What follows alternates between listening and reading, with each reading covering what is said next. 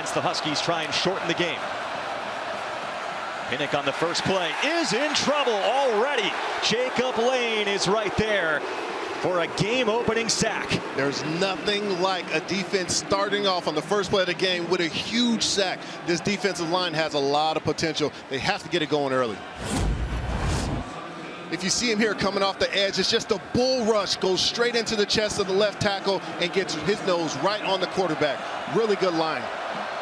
That's a loss of 8 on the first play of the game.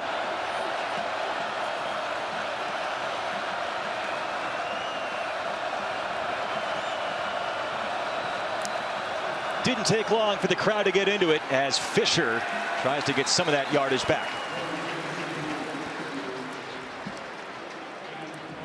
The UC Davis offense, also led by Fisher, who we just saw was their 3rd leading rusher last year, leapfrogging on the depth chart this season. Very experienced offensive line. They return all 5 starters from last year. 2 preseason all-conference players on that offensive line.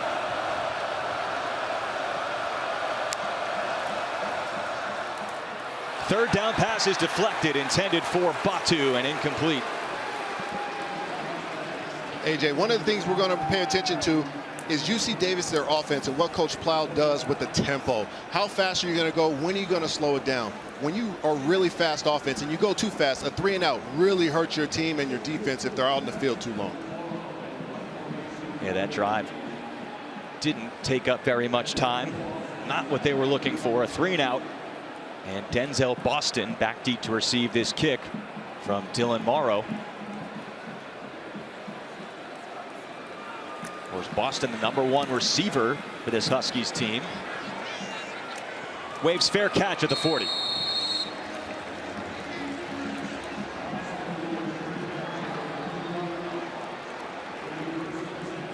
And Washington, led by Damon Williams, who is coming off his first career victory as a starter. Damon Williams is a young, dynamic quarterback. Most people are mesmerized by his speed, but he is naturally a pocket passer. He loves to throw the ball. He has a ton of accuracy. Looking forward to see how he gets started in this game early on in this drive. They helped get him in rhythm last week by running double the number of run plays as pass plays. Jed Fish called that a dream for a play caller. Fake the give to Coleman on first down. And streaking across the middle is Rashid Williams for a big pickup. I love these plays, AJ. This is fantastic. This is just a rhythm throw. It happens to turn into an explosive play. Explosive play for a pass is 16 or more. I love the fake. You have the #1 back right now in the game. Gets it down to Rashid, and he is a fantastic receiver. We talked to Jed Fish. He loves the depth of this wide receiver room.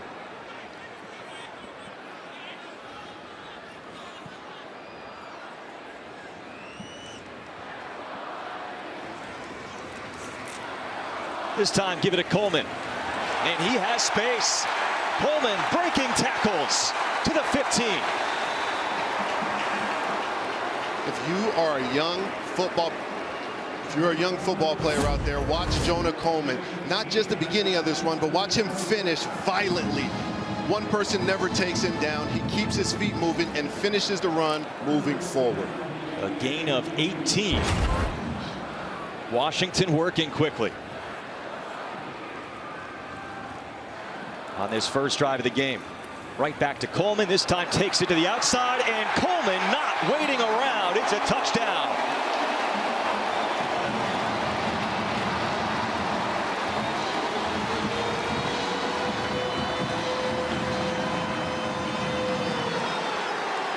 We started off talking about this offense with the ability to be explosive. Their first 3 plays from scrimmage are explosive plays. 2 runs, 2 passes, and it ends with their star, Jonah Coleman, in the end zone.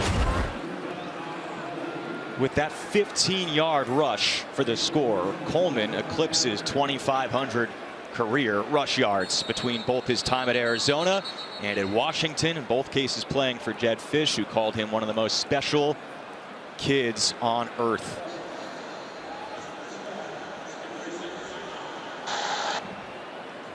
I'll tell you one thing, if I know Jed Fish like I know Jed Fish, he's not going to be happy by using a timeout on the first point after attempt. and you try to wonder what that is, and you have to be able to control the controllables. This Washington team is going to have to be able to do that throughout the course of this season, and it's going to start early on in these types of games. Special teams were a concern last year. Their tight ends coach, Jordan Paopao, was splitting duties between coaching that unit and the special teams. They hired a dedicated special teams coach, Chris Petrilli, in the offseason for that reason. They had some issues in week 1 as well, specifically with kickoffs, allowing some long returns, but they get the right players on the field, and the extra point is good from yards on the ground. Jonah Coleman this offseason took an intentional effort in changing his body, losing some of the body fat, gaining lean mass, and it shows in his running ability. But the truly impressive thing about Jonah Coleman is you talk to anyone around this program, and I talked to running back coach Scotty Graham, they don't talk about stats. They talk about him as a person, human being, and a teammate. That is what's impressive about him. On the field and off the field equally so. He's bringing a specific mentality this year to the Huskies on the field. Grew up watching Marshawn Lynch. He says he wants to see the team play like Marshawn Lynch this year. Bring that type of physicality. And so far in this one, they have done so. Less than 3 minutes in. That's another touchback. Let's go down for more with Alyssa. Well, you guys, there's a reason offensive coordinator Jimmy Doherty gets emotional when we ask him about Jonah Coleman and why Jedd Fisch calls him one of the most special people in the world. He is a good person, but he gets his edge from where he grew up in Stockton, California. Jonah's dad was introduced to the gang life in Stockton at a very young age, but he wanted better for his kids. Jonah told me that he and his dad actually lift each other up.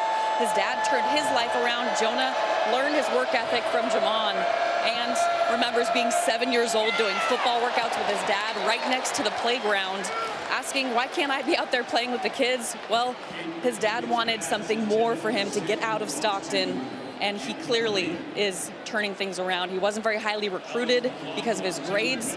He had a 4.0 at Arizona. At UW, he has a 3.93. He and his dad have certainly kept each other on the right track. Don't get it twisted. 3.93. What an impressive story. Jonah Coleman leading the way this year on the ground for Washington. That last pass was knocked down by Alex McLaughlin, who transferred up from the FCS level in Northern Arizona this year to the Huskies. This is a pitch. Batu can't turn the corner. He's knocked down by Prysock. And the Washington defense led by those two corners, Davis and Prysock, the 6'4" cover corners. This is the interior, though. They've had some injuries they're dealing with inside. Zach Durfee had multiple painful toe injuries last year, but he's working his way back from. They go a 2-linebacker look led by the Washington State leading tackler last year, Buda Alukta. And mention those cornerbacks, the linchpins of this defense, Davis and Prysock. A miscommunication on 3rd down, and another 3 chances and out for UC Davis. Yeah, I want to see UC Davis really try and incorporate Sam Batu, number 8. He's one of the guys on this roster that really has powerful potential, build, and skill set. They really have to try and get him the ball. You saw them get the jet sweep. I want to see them intentionally get him the ball. Him and Fisher are big play guys on this team. They said they want to change directions a little bit, use some smoke and mirrors against Washington. Showed a little bit of that on that play to Batu, but a 3-and-out. This is a short kick. Takes a favorable bounce for UC Davis, almost out all the way to the 30. About a 45-yard punt. And a 7-0 Washington lead. Those are those controllables we talk about. No pre-snap penalties, making sure substitutions are clean, the right personnel is in the game, and stay clean, like you say, AJ. Stanley Steamer helps you stay clean. We already know that. 1st and 10 from the 30. Washington marched down the field in 3 plays for a touchdown score by Coleman on the last drive. And that's a short gain from Vines Bright. Let's check into the studio with Dave. All right, AJ, Michigan State has defeated Boston College in double overtime. You have to go for 2 in the second OT. Aiden Childs to Amari Kelly. They avenge last year's defeat, win it 42-40. Oh, Big Ten could use that win. And they get a big one from Michigan State. Washington looking to take care of business against an FCS opponent at home. Meantime, Jonah Coleman is bottled up, but there's a flag on the field. Offside. Defense. Number 31. 5-yard penalty results in a first down. This Big Ten crew led by Matt Pikowski, our referee tonight. And even on a potentially negative play there for the Huskies. And the nice tackle by Rain Mayo. It's an offside penalty anyway. They're going to need a lot more penetration out of big number 92, Rain Mayo. He has the size and the quickness to get that penetration. They're going to need a lot more of that from their nose tackle. He's over 3 bills.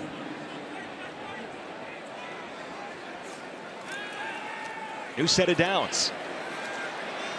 Williams airs it out. Jump ball for Boston. Did he get a foot in? No. He got that foot out, but if Damon Williams continues to get that amount of protection from his offensive line, there's going to be that ball going to be slinging around.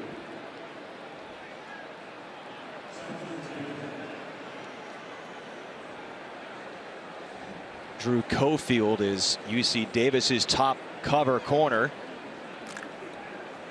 He's a true freshman. Tough matchup for him. 6'1" out of Thousand Oaks. 2nd and 10. Williams keeps it himself and is twisted down.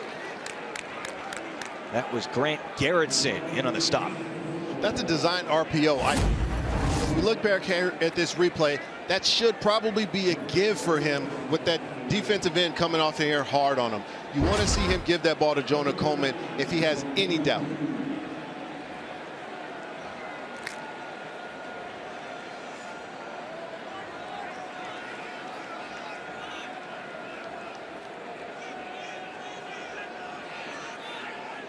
So 3rd and long here. UC Davis trying to get a stop. Vines Bright is open. Down to the 10. Raiden Vines Bright with his first career reception. This is a fantastic deep ball from Damon Williams. He looks so comfortable down in the pocket. If you look at Vines Bright here, right at the top of that bunch formation, he runs a great corner route, gets the depth, and has it high, adjusts to the ball. Great throw, great catch for another explosive for this Washington offense. Gain of 45. He had a short pickup as we tossed it to studio, I should say, but his first 2 career receptions on this drive. As Williams makes a man miss and tumbles down just shy of the goal line. You cannot be right on him.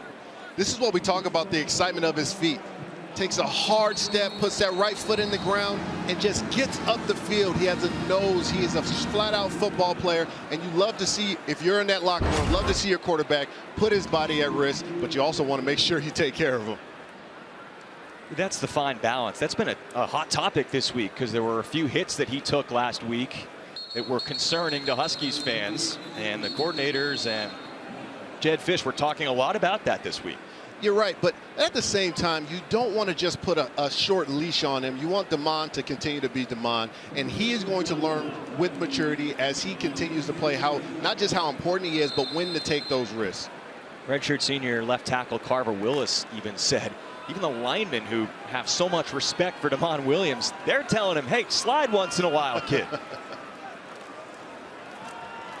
Give to Coleman, muscling in for the score. He says they're too small. He might be right. 2 rushing touchdowns for Coleman today.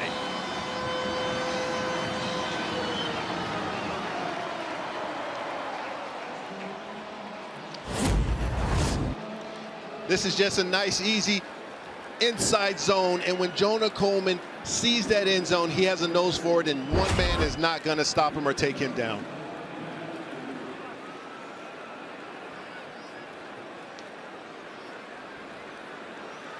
Had 119 yards last week after contact. Consistently been the best player in the Big Ten at breaking tackles. And 2 scores already for Coleman. With that extra point, Grady Gross is now a perfect 100 for 100 in his career with the point afters, but Coleman gets paid her twice already in the first. Got to Montlake the same year as Don James.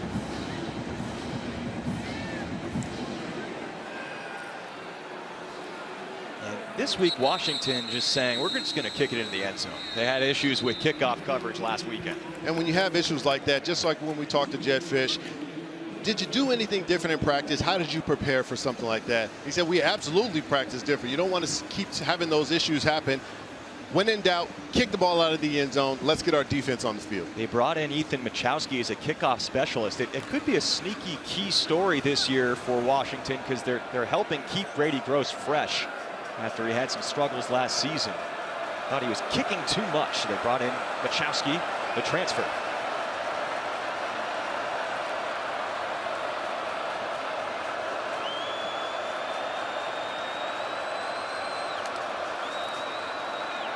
Pinnock pulls it back, has man coverage. And it's incomplete, intended for Batu. That pass may have been incomplete, but we have to see more of that from the Aggies right now. Batu, again, is one of these guys on this roster that could be a power 4 athlete and player. He makes a good move off the line, just has to hold the red line 5 yards from the sideline to be able to make that back shoulder catch. But you see there, they started out wide, condensed more, AJ, to isolate him and get a one-on-one matchup. Didn't keep himself in bounds. He was locked up by Takario Davis, the Arizona transfer.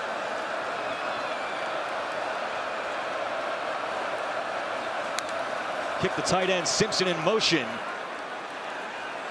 Fisher escapes one group of tacklers and is brought down by the combination of Alukta and McLaughlin.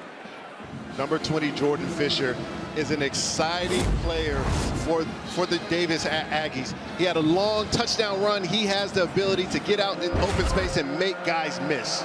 Opened up their scoring last week with a 66-yard score. They had to come back big against a Utah Tech team that was 1-11 last year. A little bit of a concerning game for UC Davis, the number 7 ranked team in the FCS coaches poll. One of the best teams in the country at that level. Very experienced roster, really outside of their quarterback, the redshirt freshman Pinnock. Throws on the move. Batu can't run underneath that one.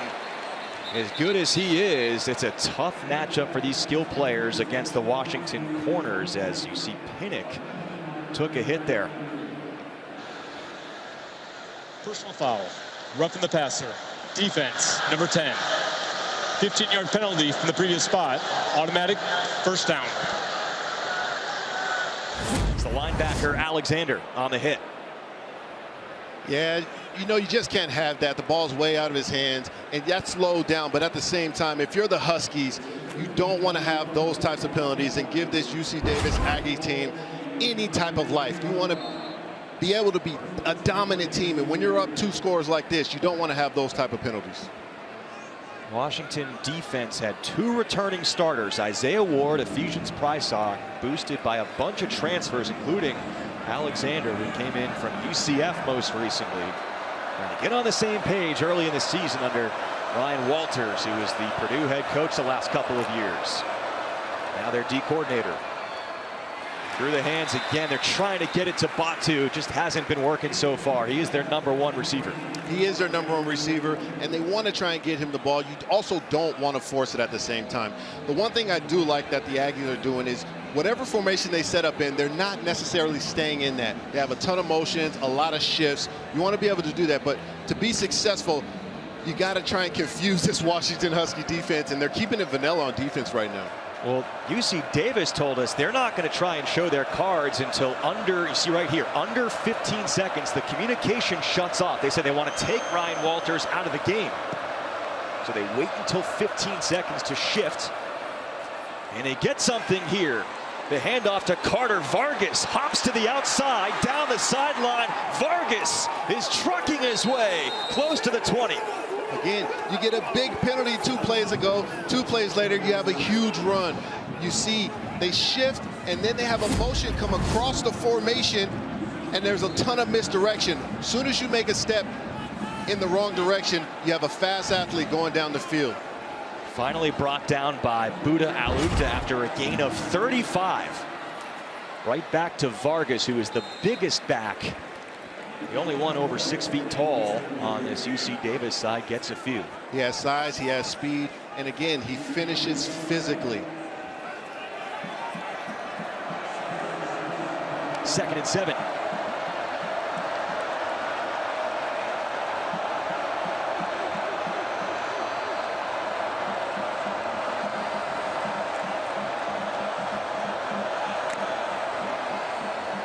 Fake to Fisher. Pinnock sees the pocket collapse. He's thrown down by Ward.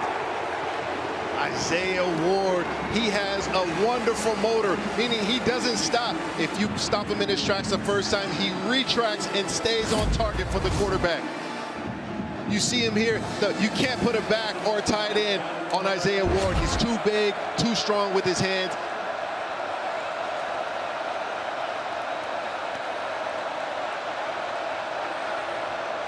The Aggies offense has to slow down to get back in the red zone so they can try and get some points out of this drive.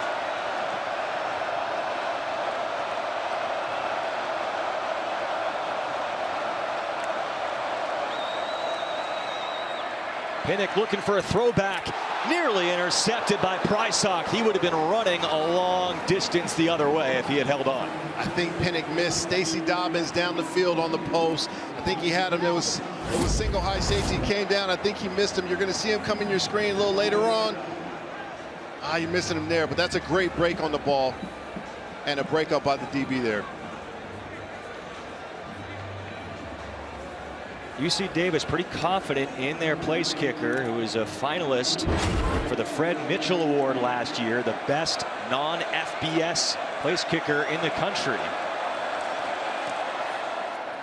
And Ridley has enough leg on it. 45-yard kick. Obviously, that's their best drive. They scored points, but that drive was sustained. And at the tail end of the play, very subtle, but a good catch by our crew. He kind of shaking something out, grabbing his arm, shaking his arm a little bit, and he left. Great catch by the game. It's a great catch by our Big Ten crew. You know, you hate to speculate on the injury. It looks like something where you get a guy landing on you full speed, and sometimes that shoulder. We've all had them. If you put those pads on, you have those AC joints and things like that. So hopefully he's okay and gets back in this game, but if not, back next week. What was a bigger safety hazard, when you were a receiver or a fullback? I don't know if that's a rhetorical question or not, but when you're a fullback, man, it's a car crash every play of this game. Hey, you said leave no stone unturned, no dumb questions. I figured I knew the answer, but I wanted to see for sure. No dumb question at all. It's a short kick taken by Decker DeGraff, Washington's top tight end. Gets a chance to return a kick there, but a flag down.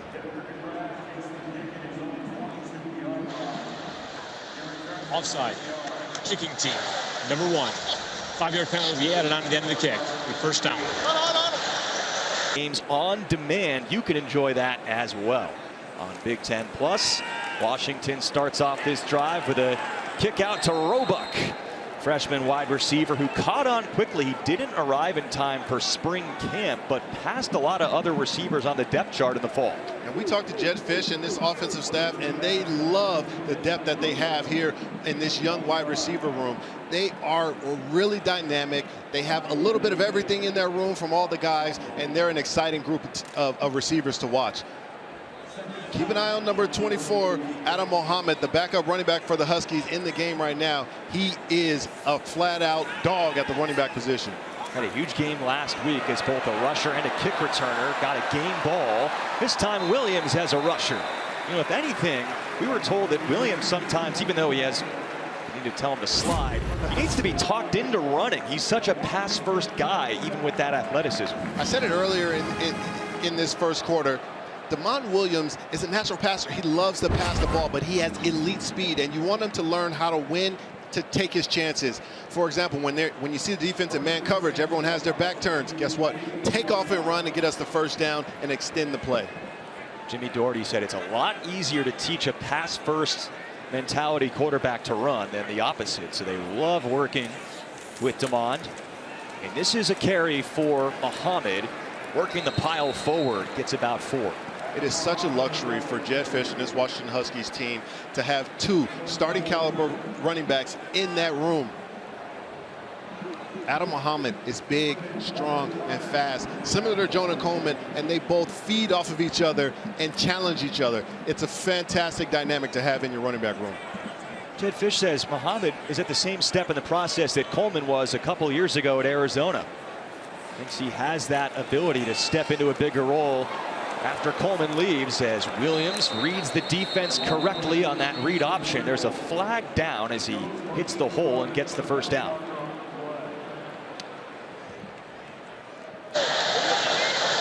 Holding. Offense. Number 74. 10-yard penalty from the previous spot. Remains second down.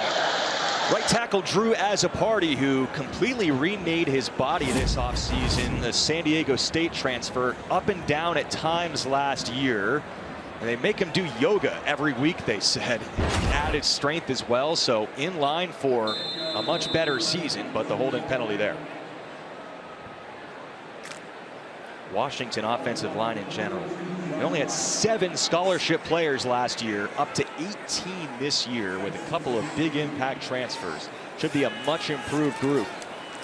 Roebuck makes the catch. He's across midfield, down to the 45. I really like this play call by Jedd Fisch. You get a penalty, you get moved back. You want to get back on track and get back on schedule, so you call a routine throw. You're going to see Demond here. It's just a quick 3-step drop. He gets back and fires it off on time to the open receiver in the zone, turns up, gets upfield. Now you have a 3rd and short situation where the playbook is wide open. An easy 13 yards to make it 3rd and short.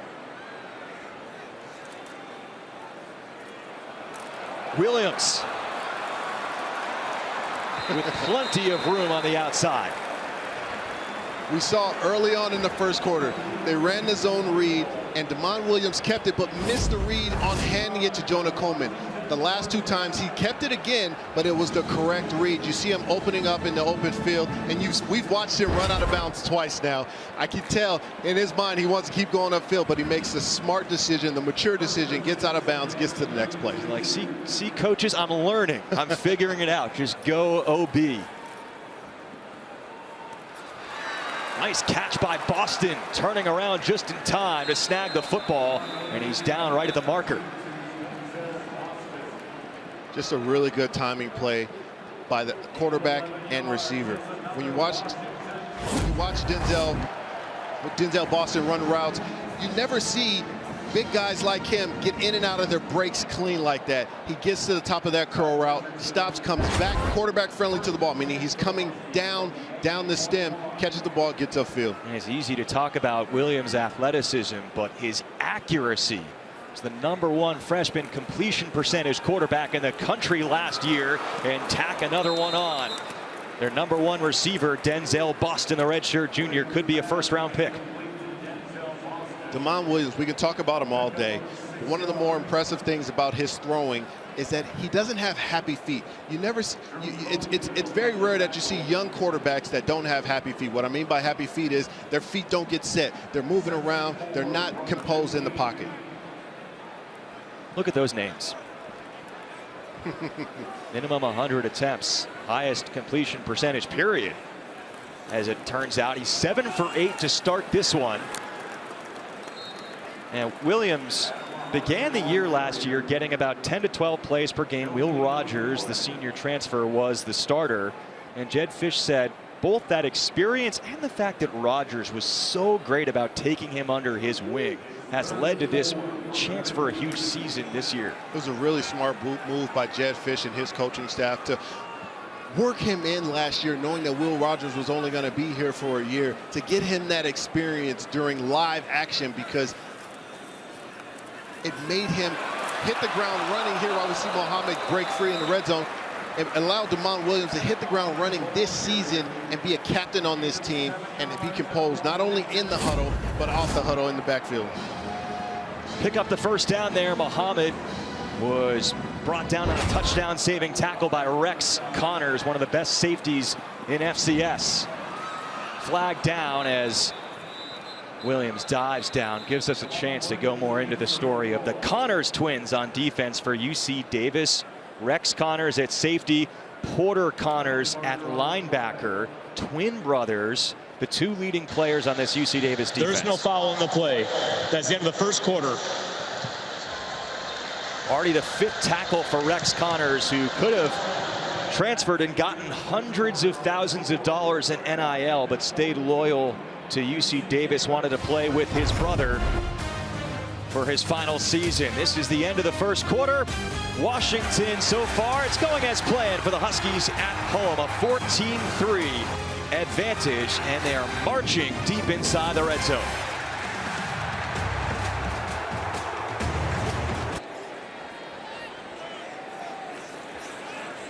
Fake to Muhammad, back of the end zone, over the head of Desmond Roba. This is what RPO and the operation is all about. You have run-pass option, made the right read, just overthrew on the ball. I think it was a good play. A lot of times in the red zone, if you don't have anything, you keep it out of harm's way, throw it out at the back of the end zone.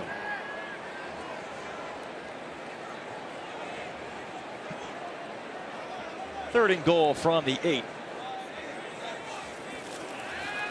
Williams trying to keep this one. Escapes, gets out of the pocket and scores straight up the middle.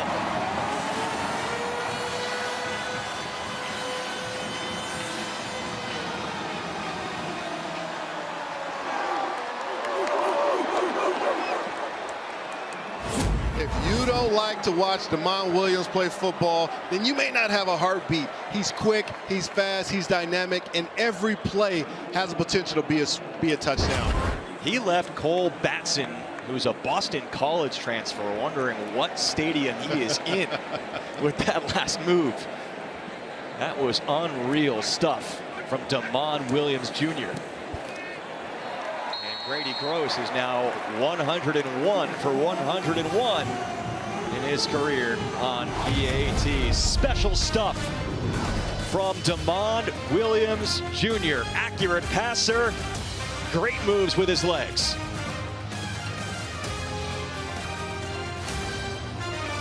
On my leg.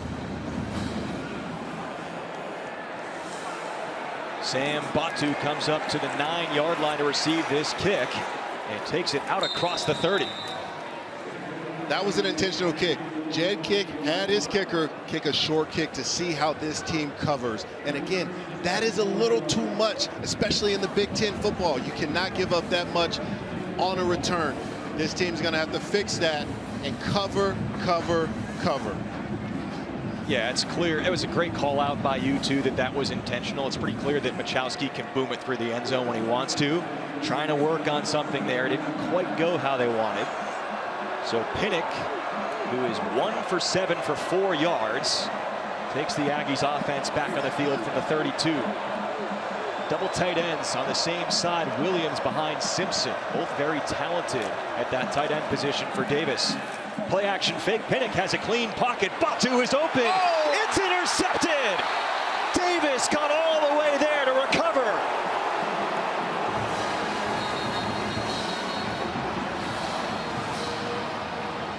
Those are the big plays we talked about, especially with Ryan Walters. What do you want to see from this defense? He said more turnovers and more attempts at turnovers. Here, just making a fantastic play on the ball. Batu looks wide open like there's an imminent catch, maybe even a touchdown. And you watch the undercut of that ball, the speed and length of these DBs. Shows. I talked to Taylor Mays, the safeties coach, before the game, and talked to specifically not only about Davis, but this entire DB room about their length and stature. You can tell the Washington Huskies, Jed Fish and his crew, have a prototype that they search for in that DB room. They're looking for long, lanky, and stridey DBs, and it shows why right there on that play. Putting his body on the line, shaken up. You don't want to see back-to-back all-conference player at Arizona, who transferred in this year, being taken off walking gingerly to Takario Davis. But what a play that was. And that Williams pass is deflected. Let's go down to Alyssa for more. Yeah, well, watching Takario Davis keel over right now in some sort of pain, trying to see what they're diagnosing. But talk about this secondary and how hard it is to throw against two 6'4" corners. They're both transferred, obviously, from Arizona. And talking to Denzel Boston, he said it's a nightmare going against those guys in practice. They're just not normal. They're my size, same size as Denzel Boston. And they're also kind of twins, you guys. There's only 5 pounds of separation between Ephesians Prysock and Takario Davis. They're from Southern California. What a tough thing to go against if you're any wide receiver. Tackle made by Nate Ricina on that Jordan Washington run. Nothing but acceleration and a nose for the ball makes that play happen, and ball skills. Very rarely do you see a cornerback, especially in college ranks, have ball skills elite like that to go and get that ball, turn in midair to make sure that the ground doesn't pop it out. I played against corners like that. One here in Seattle and Richard Sherman, long, lanky, high football IQ. It's nearly impossible to get wide open on those guys. And for that reason, Davis right now being mocked as an early round pick. Williams straight down the middle. It's caught by Roebuck. Can't say enough about Damon Williams' poise in the pocket right now. He's not getting antsy. He's not rushing himself. We call it being quick, but not in the hurry. I mean, he's sitting back there, no fear. He has a great feel for the pocket and just delivers the ball on time and on target. 16-yard gain there.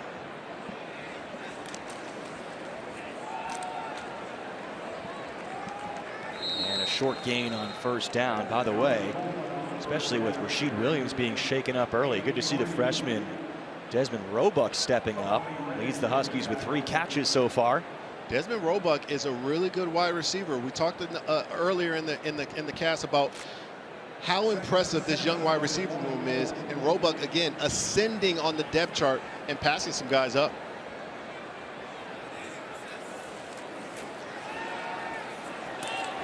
Boston brings it in. Another Huskies first down. We can't say enough about Damon Williams, Denzel Boston, the running backs. I want to talk some more about this offensive line. They're doing a really good job of protecting, not only protecting, but also in the run game, led by Hatchett and his brother. When you see the right guard and the center with the same last name, those brothers are really handling business in the interior of this offensive line. The law firm of Hatchett and Hatchett. That's a little bit of a hatchet there from Jonah Coleman, revealing that hatchet as he gets close to the first down marker. There we are here. This is a typical inside zone run where you see Jonah Coleman pressing the line, meaning is getting as close as he can to the line, then winding back. That makes the linebacker suck in, and by the time he rolls it back, they can't get on the other side and make the tackle. One-on-one coverage. Boston just couldn't quite get oriented in time. Got an update on Takario Davis from Alyssa. Well, good to see Takario Davis standing up, walking around, meeting with other teammates. They were testing out his lower rib area and potentially his chest. I think he may have landed on the ball, maybe lost his breath. It seemed like they were testing to see if there were any broken ribs and any lung problem for Takario Davis. But again, he is standing and meeting with his teammates right now. 3rd and 1. You see Davis's defensive front standing strong against Jonah Coleman.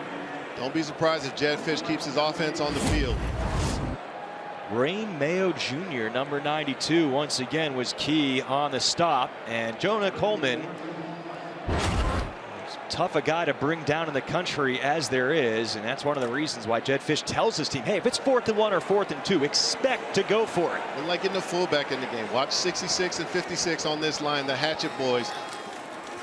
It's a pitch to the outside. That's going to be an easy first down for Coleman, and he's got some more as well. He stays on his feet, brought out of bounds by Rex Connors.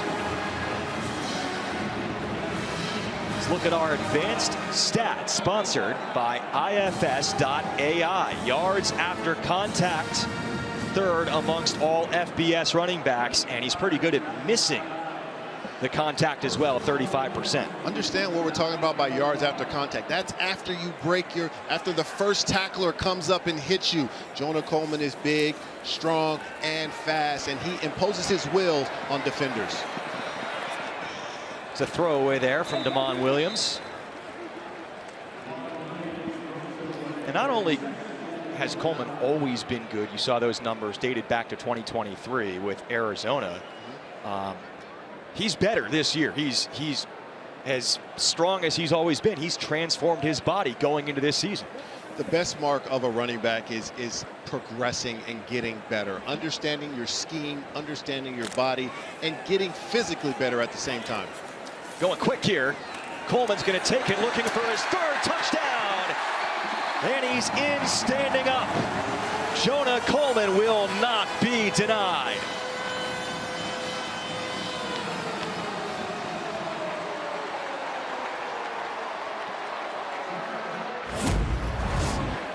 UW says you can change your tempo, we can change our tempo too, and we're going to go to the left side of the line of the unbalanced. He can also count. 1, 2, 3 touchdowns for Coleman in that celebration. 27-3. Washington putting its stamp on this first half. Still the huge balance of the second quarter remaining as Grady Gross tacks on another one. He was coming off a game where he rushed for a Husky career high 177 yards and 2 touchdowns, and he said that was the worst game I've played. And I said, wait, what?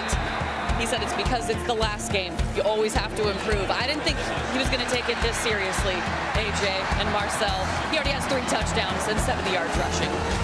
Well, conflicting messages a little bit because Jonah Coleman said it's the worst game. Jedd Fisch said that last game was the best game he's ever seen Jonah Coleman play. And hey, whatever works, whatever mentality works, and it looks like that's working for him. Either way, whether it's Coleman or Williams rushing it in, Washington 4 for 4 scoring touchdowns on their drives, coming off a game where they scored 38 points, had the most rushing yards in a game by any Jedd Fisch head coached team, including his days at Arizona. But the kickoff issues continue. There's definitely going to be some more intentional efforts going into this bye week and figuring out what's going on with the kickoffs. Whether it's the kick, whether it's the coverage, has to get fixed. Looks like they're going to have a lot of chances to work on the kickoff aspect of the game, but they'll get some more chances to do that. Don't miss. I'll tell you what not to miss in a moment. 1st and 10. Design keeper. Pinnock breaks a tackle and slides for about a 5-yard gain. All right, here's what you shouldn't miss. It's women's soccer. Conference play gets underway.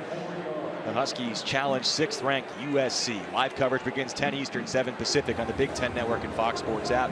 That's a big game, but by the way, our thoughts are with Washington Huskies goalkeeper Mia Hammond.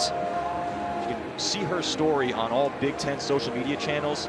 She was one of the top goalkeepers in the country last year. She is battling stage 4 kidney cancer. For more on her inspiring story, check out Big Ten social media channels. Playing in honor of her, Washington women's soccer taking on USC coming up. Pinnock to the outside and makes the connection with Stacey Dobbins, their number 2 receiver. It's exactly what I want to see Coach Plow do more of with Caden Pinnock.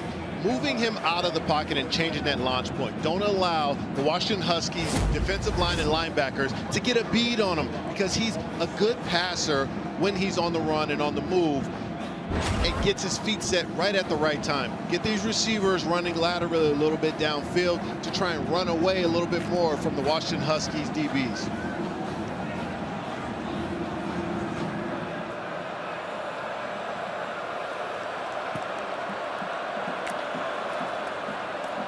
Quick throw this time, Dobbins. Good block in front of him by their 3rd tight end, Mitchell Dixon, a converted quarterback, clearing the way for Dobbins. Get about 5. Really good block. Another good play call. Again, staying on schedule, getting the ball out of your quarterback's hands and into the hands of your playmakers on the edges. Stacey Dobbins, another good, quick wide receiver that can get open in the open field. Get your playmakers the ball, get it out of your quarterback's hands, and see what happens down the field. We asked them, hey, you're a rushing-oriented team. How do you try and run the football against the Huskies? And Tim Plow, UC Davis's head coach, was honest. He said, in a game like this against an FBS team, we might have to just pass it a lot. That's how they usually go. Again, getting Pinnock on the move. Going to stop in his tracks. Try and make a play, but a smart play by Pinnock just to get that ball out of bounds. Jacob Lane on the pressure. Holding. Defense, number 2. 10-yard penalty from the previous spot. Automatic first down. When Washington gets back in the film room, I have a feeling that there's going to be some discussion about kickoffs and penalties. Those have been the two things so far. You're absolutely right, AJ. When you're talking about it, we heard Jed talk about it at the end of the first quarter. We have to stop the penalties. They had 4 at that time. You get another big penalty here. When you're at 3rd and 5, and you can put some pressure on the quarterback and make him make a bad decision, you give them the automatic first down and get them in the big red zone, which is 32 and plus. An initial field goal drive from UC Davis was aided by Washington penalties. It's Carter here in the backfield. Fake it to Vargas. Again, single coverage on the outside. Batu with a flag down. Prysock battling Batu, and it looks like another foul going against the Washington secondary.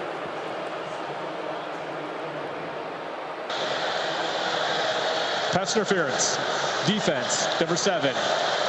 15-yard penalty from the previous spot. Automatic first down. We're going to talk about Ephesians Prysock and these DBs here. Again, those penalties are going to happen. He turns back for the ball, puts his hand out, and just catches the face mask of the wide receiver. Those penalties are going to happen. It's the penalties before that you can't let happen. Control the controllables. Already 4 penalties for 50 yards against the Huskies. And so the Aggies have something cooking inside the red zone.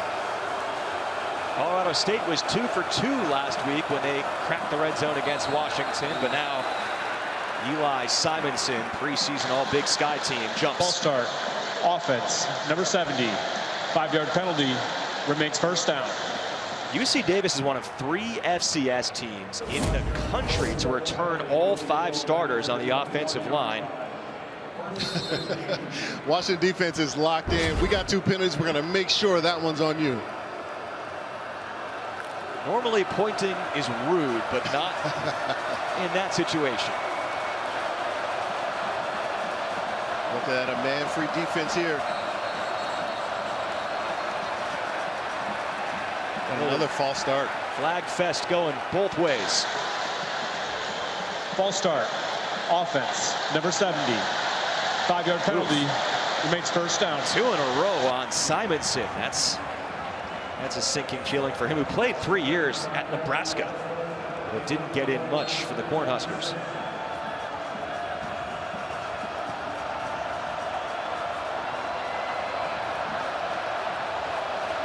Simonson here. Number 48, Jacob Lane at the right end is going to be right above him. If you're Jacob Lane, you're thinking he could be shaking right now, and I'm going to go after him and see if I can get to his quarterback. Timeout. UC Davis. That's their first of the half. It's a 30-second timeout. And just recalculate and be strategic on what this play is. Well, 1st and 20. And they wait until 15 seconds and then shift so that Walters can't communicate in the helmet to Washington. Fake the pitch. Now Pinnock throws. Perez is trying to cut inbounds, but he stepped on the white of the sideline first. But a good 1st down and 20 play for UC Davis. Really good play. Now, if you're in the backfield, you make that catch. You have to make sure that you know where you are on the field to get as many yards as possible to extend this drive and get deep in the red zone. You're going to get hit regardless.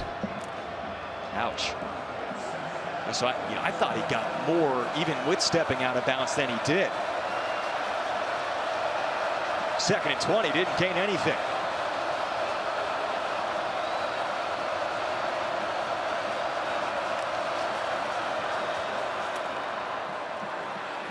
This time, some forward momentum for Batu, but still not much. And just the 2 false start penalties. You don't get too many chances to get on the right side of midfield for UC Davis, and those penalties hurt. If you notice right now, Plow and this UC Davis offense has a lot of their motions, a lot of their actions going into the boundary. They're trying to avoid from Washington rushing and forcing them out to the field and trying to get rid of the blitz. I think they may be overcoaching it a little bit. They have to be able to attack and open up their playbook.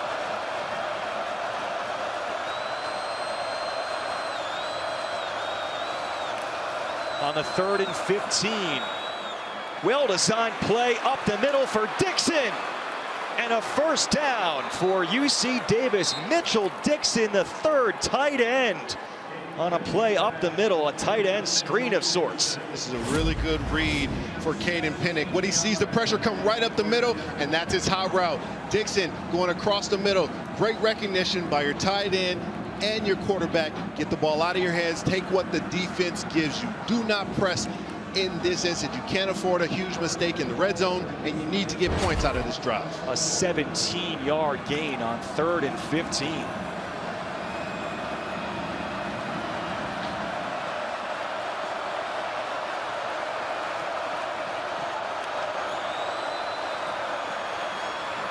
Pinnock connects with Simpson. He's stumbling. He kept himself upright. He is in. Just keeping that knee off the ground before falling into the end zone. They rule a touchdown on the field, but we'll see after this replay.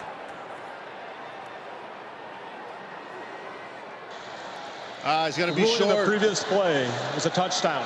That play is on our view. Or not. I think he's going to be just short of the end zone. And if you're Washington, you got to be licking your chops and trying to see if you could get a goal line stand here. Yeah, I mean, that's... if it's overturned, of course. That's just a free opportunity right there for Washington to try and get that goal line stand. There was nothing between Simpson and the end zone. Simpson does a great, fantastic job of trying to stay up, just can't keep the footing. Yeah, I think he's down there. Looks clear to me.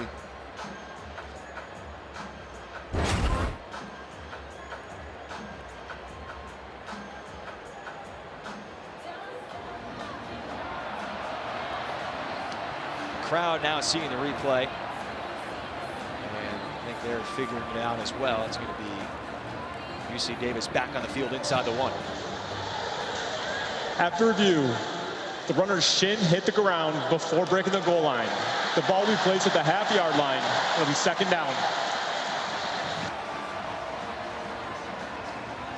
Now, half a yard away. If you're UC Davis, do you want to keep on spreading them out, or is this a rare opportunity just to actually take one up the middle? This Washington defensive line has been playing good all game today.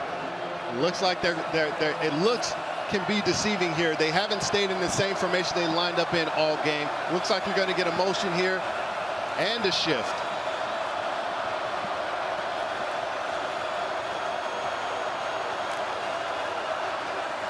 A lot of misdirection and waiting for the signal.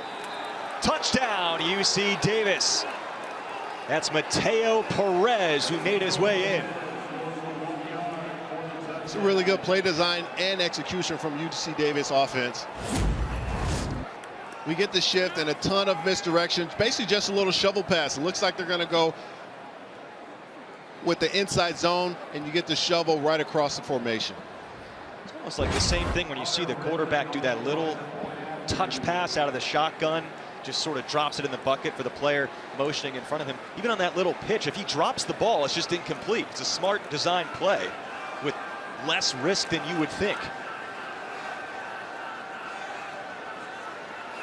Tim Plow, a great play caller, as the head coach for UC Davis, just like Jed Fish on the Washington side. Extra point is...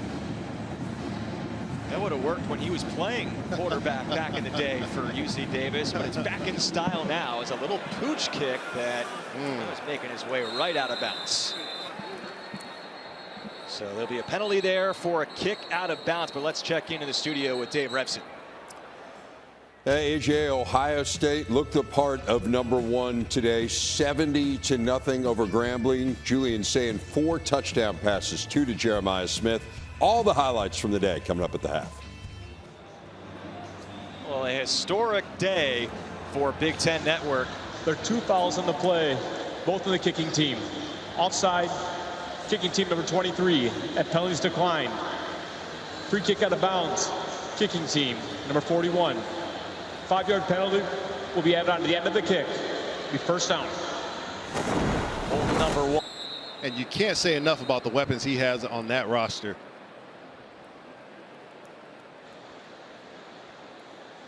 The previous play is under review.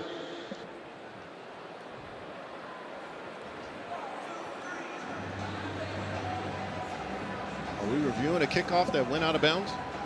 It's about how the day has gone Okay. for both teams as far as kickoffs are concerned. Things have not gone according to plan. I mean, the kick went out of bounds. Yeah. After review, the ball went out of bounds at the 29-yard line. The ball placed at 35-yard line. Be first down. Copy. I'm not sure what you're looking at there. They think maybe it went out of bounds, kind of lost track. Maybe they thought it went out in front of the 35. So you might want to place the ball. You'd have to place the ball there at the spot where it went out of bounds if it was shy of the 35, but it went well past the 35, and so that's where the ball is placed. There's Williams on the screen pass. Coleman. There's a flag down. Looked like on the hit on Williams, and Coleman making his way well past midfield. It's another well-designed play by Jedd Fisch in this offense of the Washington Huskies. Personal foul. Roughing the passer. Defense, number 1 for a high hit to the quarterback. 15-yard penalty will be added on to the end of the run. Automatic first down. Khalil Riddick there making contact with the helmet. And I think what you're looking at is the finish of it. You can see he uses his hands, and his hands touch, hit Demond Williams' face mask, and he finishes going forward. I think that it seems that's what the referees are calling there. Just can't do that. Can't do that in football anywhere anymore. So a gain of 24, then tack on 15, and Washington's nearly in the red zone already. Coleman will try and get it there. Gains a couple. Darrell Porter, one of the tacklers there for UC Davis. If you watch Jonah Coleman run the football, you can see him do everything that you ask a running back to do. The home run hitters with the wide open gaps, he hits hard and fast. And here you can see him watch his O-line and be a little more patient and wait and be more calculated and find the holes and get forward. Everything's not going to be a touchdown. Sometimes you have to get the tough 4-yard runs. No matter what, he doesn't fumble. Came into the game 476 career touches, no fumbles in Jonah Coleman's career. That might be his most impressive stat, as Boston is locked up by Riddick pretty quickly on that play. I don't know if we can say that. I'm going to have to, when we get back to Chicago, I'm going to have ask Howard if we're allowed to actually say that when Jonah's still playing in the game. It's like saying Steph Curry doesn't miss free throws while he's at the line. He's pitching an extended perfect game throughout his career. And I've just jinxed it, is what you're also saying. See, he might touch it on this play. No, Williams punt towards him, keeps it. He makes Connors miss. He spins through another tackler, and Williams has the first down, plus a few more. Those are the plays. While you can't put a short leash on Demond Williams, he's exciting. He extends plays, and he keeps his eyes down the field. Doesn't see anything, and he gets up the field himself. Calls his own number. Just really smart with the ball, always ready to throw. And now in the open field, nobody's going to get the guy down. Rex Connors finally did, which, by the way, huge congratulations to Rex on that play for becoming the all-time leading tackler at UC Davis with 291. Congratulations, Rex Connors. DeGraff puts his shoulders down, and again, Connors doesn't sit at 291 for long. He's now at 292 with that tackle, along with Richardson also in the play. When you look at guys like Rex Connors, you have to enjoy the way they play football. Just hard-nosed, tough, and again, has a high football IQ. He can tackle, he can cover. This is a guy who's going to be able to play at the next level. 2nd and 3. Can it become a fourth touchdown? Yes! Jonah Coleman, a career-high fourth rushing touchdown.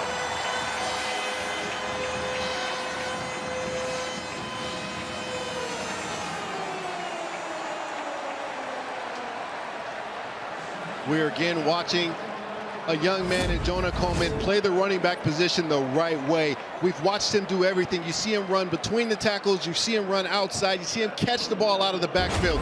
Here, he goes, he stretches this outside the hash, puts his outside foot in the ground, gets up the field and vertical north and south, and does not let anyone take him down until he's in pay dirt. There were some big offensive numbers across the Big Ten today in some of these games. Jonah Coleman, 3 CFP team, to transfer back in. He went to Oklahoma last year. He got hurt in the season opener. Now back playing alongside his brother, their captain Landon Hatchett, the center. And after last year, it was a weak point. They led the Big Ten in sacks given up. It needs to be, and it looks like it's going to be, a strength this year for the Huskies. You're right. Again, we mentioned the Hatchet boys again in that right side, which is where Jonah Coleman ran that last touchdown. That offensive line is smart. They communicate well, led by Garen Hatchet. Excuse me, Landon Hatchet, their captain. Oh, led by both. Oh, okay. Trying to give you credit here.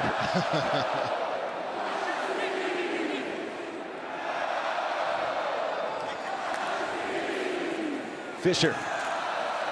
He's wrapped up quickly. And that's Lennius Davis, redshirt sophomore from Moorhead, Minnesota. Durfee also in on the stop.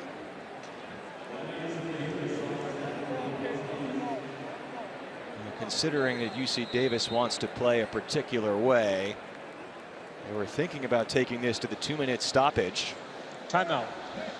Washington. That's their second and a half. It's a 30-second timeout. It's like Jed Fish is getting greedy, though. I wouldn't say greedy. This is Jed Fish being able to, I would say, test his team.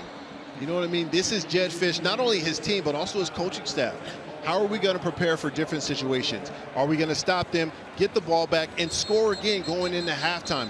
This Washington team is going to have to be able to smell blood in the water, dominate, and finish teams. They went into halftime last week 14-14 and had to really kick it up in the second half. Here, they're going to be multiple possessions, multiple scores. So Jed Fish is, again, testing his team. I like this move by Jed Fish. I'm looking to see this defense to see if they can get more multiple, play a little bit freer, and get more aggressive here going into the second half. They struggled at the end of the second quarter last week. They let Colorado State score a touchdown late, left a sour taste in their mouth. Another rollout designed for Caden Pinnock, dumps it out of play. And that is going to leave this still shy of a 2-minute timeout. So it'll be a third down coming up before that. If you're Caden Pinnock there, you also want to understand the situation. You see Washington calls a timeout.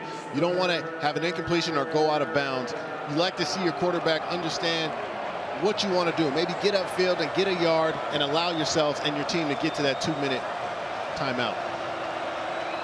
Instead, Washington still has the timeout, and on this side of the 2-minute timeout, it's a 3rd and 7.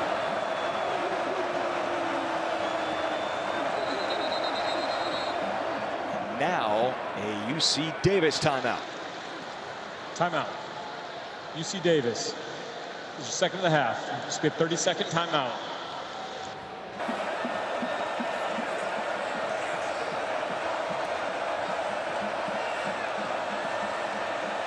A little panic here on the UC Davis side.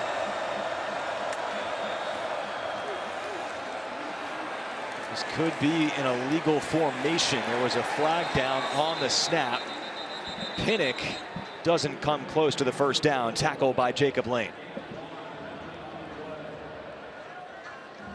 This is what can happen if you're UC Davis. Illegal formation on the offense. 5 in the backfield.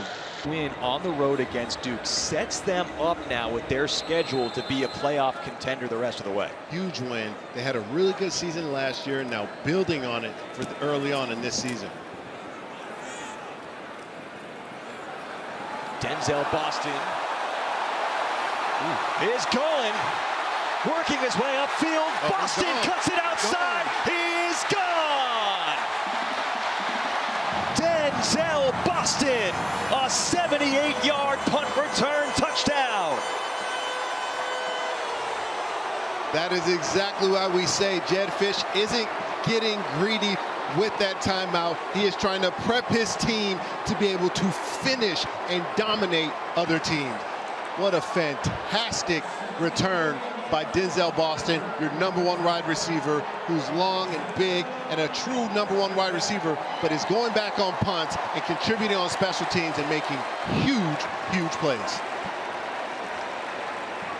You know, Jedd Fisch actually took a question at his press conference this week from a reporter saying, are you concerned about putting Denzel Boston back there as your #1 receiver as a punt returner because of injury risk? And Jedd Fisch said, look, until someone proves they can be better than him, he's going back there. We need him. I love how he catches that and has no fear. He gets directly upfield, then he uses his eyes and uses his blockers. Really good blocking all the way around, no penalties, clean operation. You love to see that from your return team. Now let's see if we can get the same operation from the cover team. That position, and that's what Boston is, and he proved it.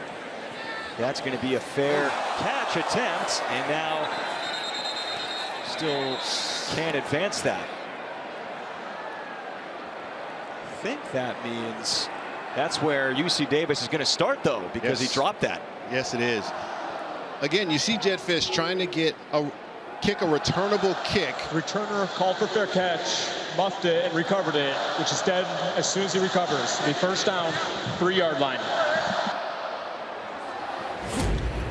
See him call the fair catch, which is understandable and smart by your returner, but you have to be focused on that ball. You know you can't get hit. Hang in there, get your body underneath it along with your hands and arms, and catch the football. Just secure it. He catches that. Obviously, the ball goes to the 25, even though it's outside the end zone. But on the muff, they start from the 3, and maybe 1 yard on the pickup from Jordan Fisher.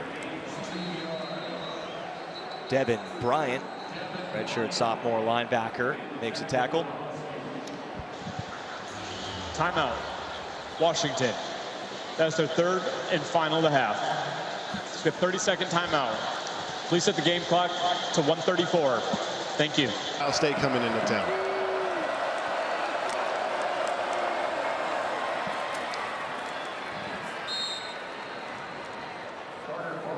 Washington, of course, their home winning streak coming into this one, 21 straight, the most in modern era program history. Last year, they were perfect at home and winless on the road.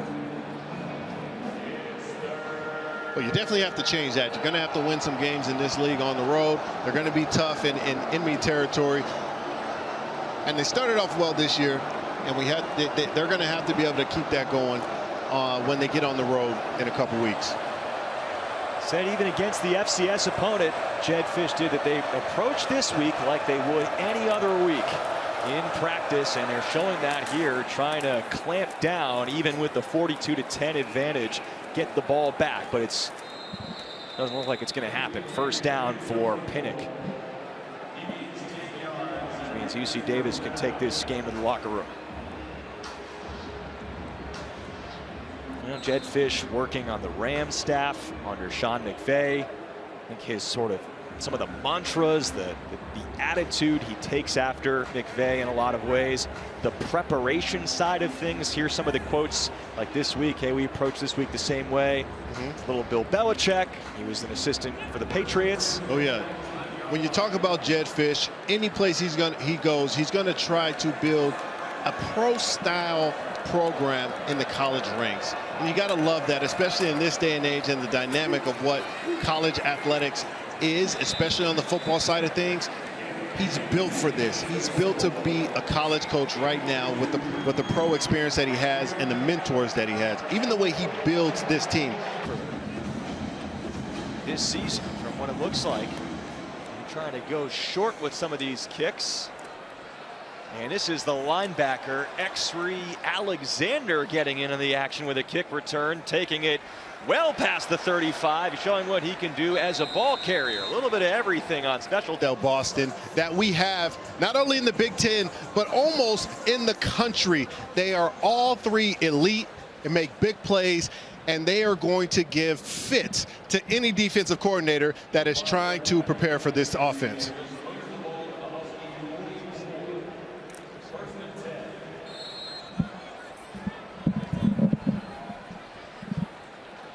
Washington starting out this drive just shy of midfield.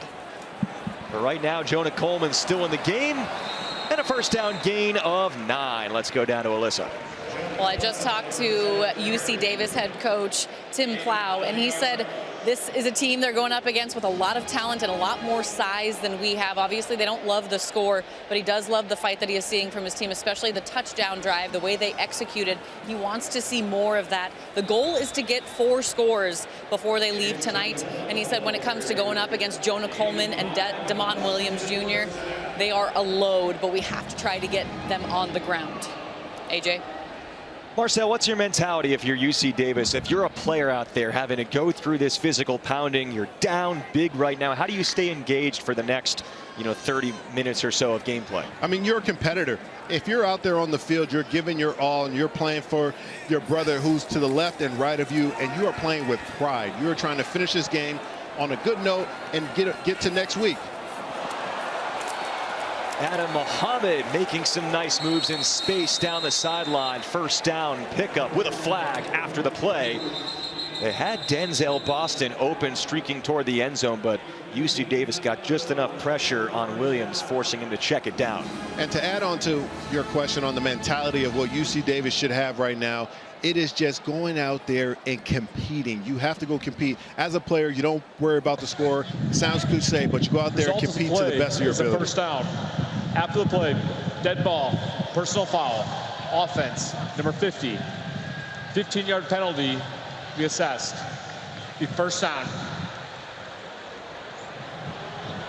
Well, everyone in the field was walking in the wrong direction. I think some players down there thought that was on the defense. But in fact, you see that on number 50, Carver Willis, their left tackle, big time transfer edition from Kansas State.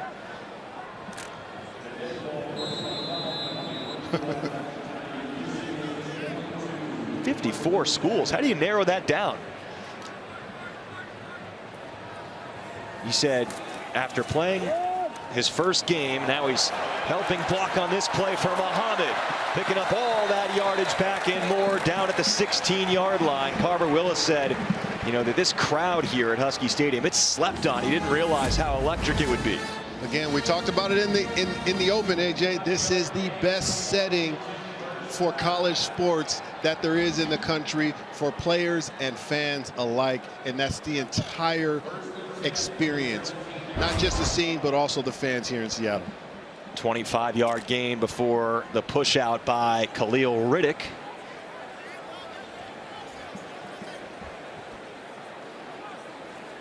The fullback, Eldridge, back in there, scored a touchdown last week. He's running a route. They throw to the back of the end zone. Boston can't keep his feet in bounds there. Really close to keeping his feet. That's a really good play by the DB there. Not only fighting for the ball, but once he made contact, pushing Denzel Boston out of the end zone. Really good concentration and control. Oh, looks like he might have got a toe tap there. Oh, just missed it. Boston recovering from double sports hernia surgery in the offseason. He worked a lot on his upper body strength during that time. Fade route, looking for Boston again.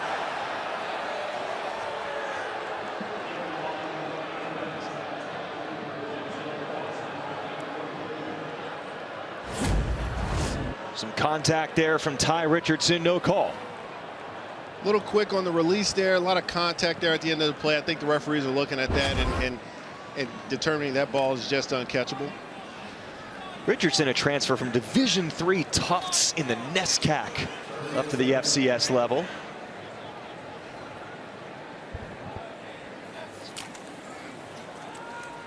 Can Coleman pick up a 5th touchdown?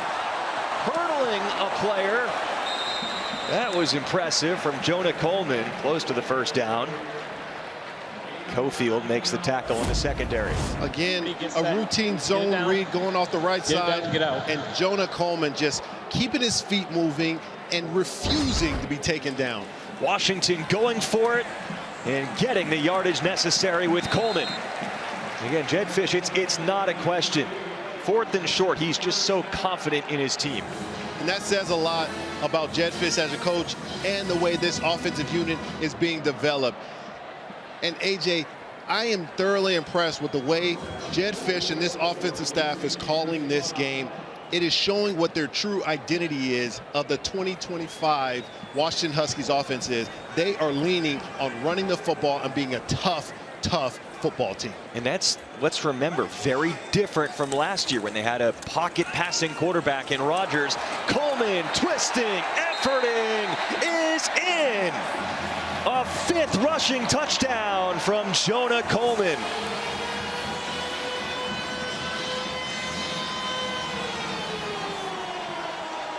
You see Jonah Coleman, he does his counting and he counts all the touchdowns on all the fingers, but shows love to his big offensive linemen because they are working in the trenches.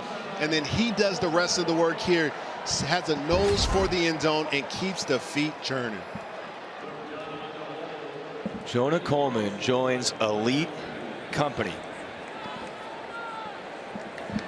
Becomes the 4th player in program history to rush for 5 touchdowns in a game. Corey Dillon is one of those other 3 players, had 5 remain on the field. With the bye week coming up next, and then Washington State on the road in the Apple Cup. Big Ten Plus gives you access to more live Big Ten games, and Friday you can see women's volleyball. The Huskies take on Arizona. Download the Big Ten Plus app today. It's always game on, and you're gonna love this, Marcel. Head coach, Washington women's volleyball, Leslie Gabriel, maiden name Tuiasosopo. There are a lot of Tuiasosopos out there, and I played with a few of them. Zach Tuiasosopo here with the Huskies was a really good linebacker, and Marcus Tuiasosopo was the quarterback here for the Huskies. I played with him at the Raiders, and he threw me my first NFL touchdown. And wouldn't you know, Leslie, one of 5 siblings in that family, great player for UW volleyball, is now the head coach. And there's a new quarterback in the game for UC Davis, Grant Harper. It was a close contest for the quarterback competition in camp between Caden Pinnock, the redshirt freshman who played the first half, and Grant Harper. And Tim Plow, he told us there was a good chance he was going to give Harper the second half tonight. Just get him a look, a 6th-year senior out of Moraga, California. And really had high praise for him. Says he's really tall, is quicker and faster than most people think he is, and can deliver a really good catchable football. He's a lefty too. It gives him a different look. Play clock at 0. Delay of game. Offense. Number 10. 5-yard penalty. Remains 2nd down. Harper's going to have to control his nerves, get in and out of that huddle, and have cleaner operation. Our producer, David Feldman's going to love this note and get it in quickly on Harper. Became, part of his journey being a young sports fan. Grew up in the Bay Area, caught a foul ball at Dallas Braden's perfect game for the Oakland A's in 2010. Pass to the tight end, who was a first-team all-conference player last year. Winston Williams is brought down by Buda Aluta. Buda Aluta, we haven't said his name a ton, but Buda Aluta is a fantastic linebacker that the Huskies got from Wazoo, Washington State, and plays his head off. I mean, he can put his face mask on your face mask and take anyone down in the middle of the field. A really good tackler and a smart football player. 4th tackle of the game. A little bit of an adjustment for him this year, wearing the green dot. They had the defensive backs communicate plays at Wazoo.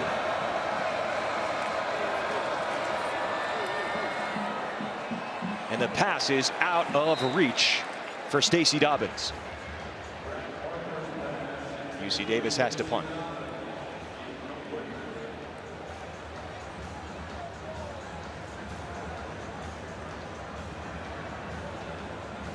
Was there any tougher catching passes when it was a lefty? That's something that you're used to seeing, the spin from the right-hander. You know what? The spin just looks different, but you get used to it relatively quickly. More about the velocity and where the ball comes. Get a chance to see Harper, probably for the balance of the game for UC Davis. And it's a fake. Morrow flips it ahead to Dixon. UC Davis said that if it wasn't a close game, they were probably going to play it vanilla. It turns out not so much to start this 3rd quarter. The Washington Huskies saw it in week 1. They see it in week 2. And you got to think, if they're up on other teams or it's close, you're going to start seeing this throughout the course of this season. You're just going to have to be disciplined and good with your eyes, no matter where the game is, and also where the ball is placed. You usually only see those types of plays and fakes and specials in the special teams at the logo, meaning you're at the 45 to 45 range. 27-yard gain on 4th down. But Harper is brought down for a big loss. Zach Durfee coming back from injury this season, a loss of 6. Durfee had painful injuries to toes on both feet last year. Great to see him back and healthy. And if you see him here, he just comes upfield, puts pressure on the tackle, puts his outside foot in the ground, and gets inside. Similar to a receiver running a slant route, the defensive end getting inside leverage and getting there on the right line to get a sack on the quarterback. Great move by Durfee. Natural leader, Marcel, for the defense, a watch list player for the Werfel Trophy, which is a community service and leadership award. Washington is really deep on the defensive line this year, even with some of the injuries they're dealing with. They've been a little banged up on the defensive front.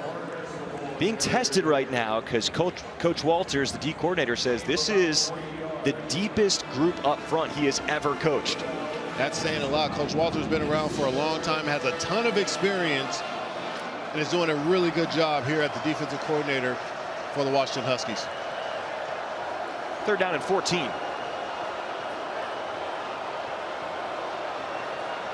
Huskies having a little tough getting in line. You see they're in man defense here.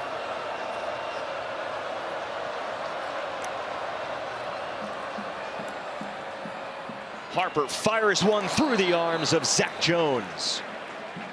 Really tight coverage, but a catchable ball by Harper. It's on time.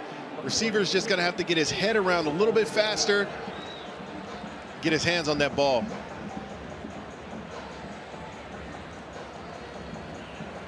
Got to imagine, even on a play like that, where it seems like a gettable play for Davis, as you said, catchable ball, just everything probably moves a little bit quicker when you're an FCS team going up against the physicality of a power conference FBS team.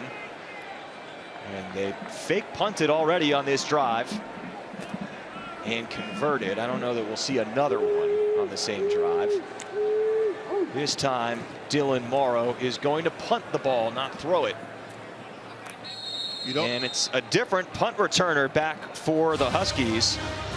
7 touchdowns, including the punt return by Boston. Washington is 7 for 7 on their drives in scoring TDs, as Audric Harris, part of that competition in the receiving room, where we were told really 7 or 8 guys during camp were battling for a handful of spots, including the injured Omari Evans, the Penn State transfer.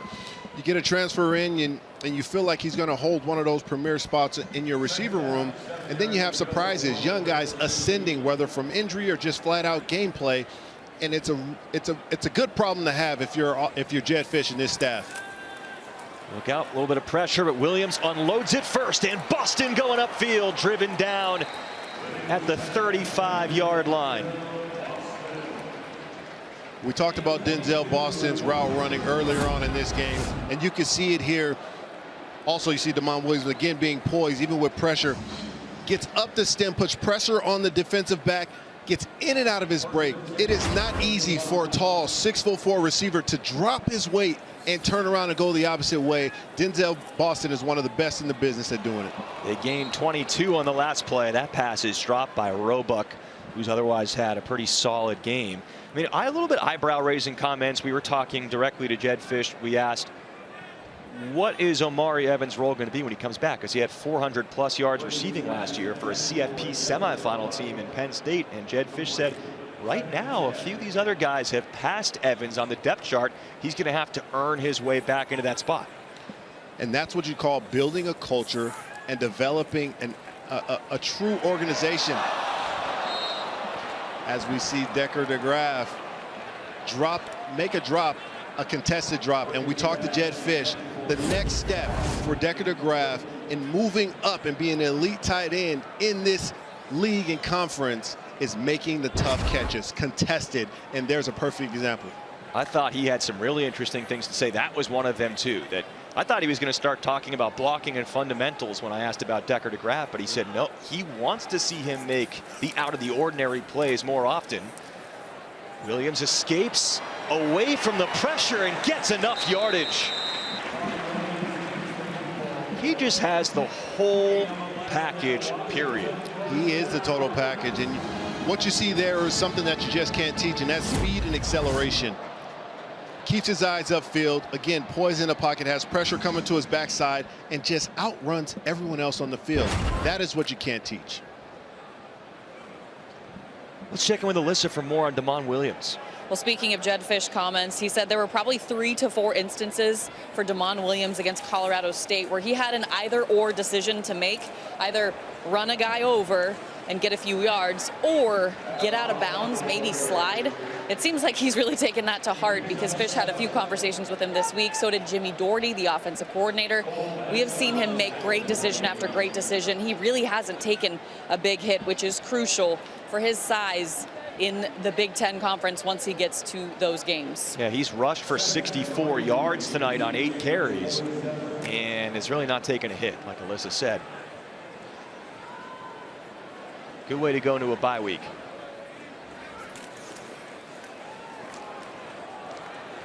Roebuck spins free. Desmond Roebuck, the freshman receiver, breaking outside. Roebuck, nothing but green turf. And now in the purple, touchdown.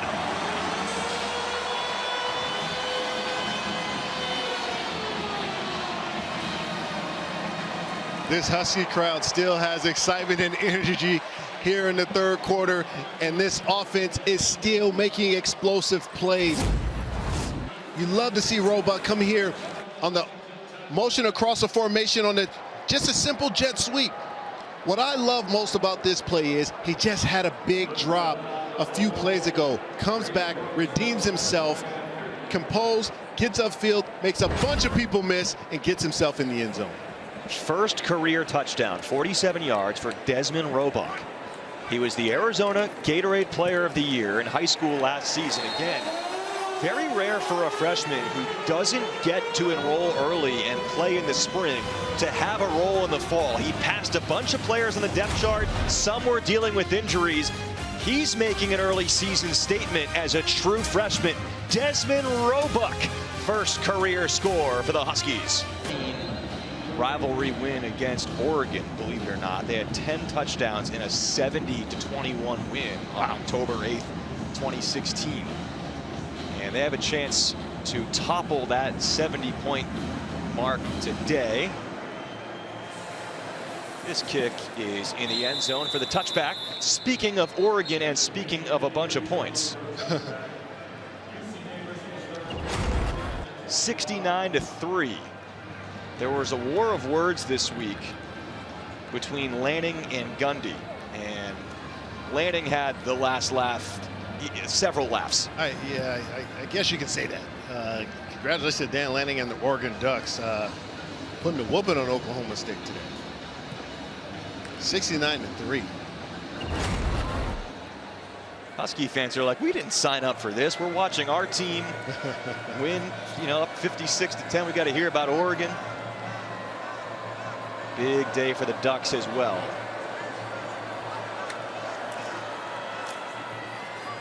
Big day across the Big Ten. That was a huge hit delivered by that backup quarterback Grant Harper, who's checked in for the second half.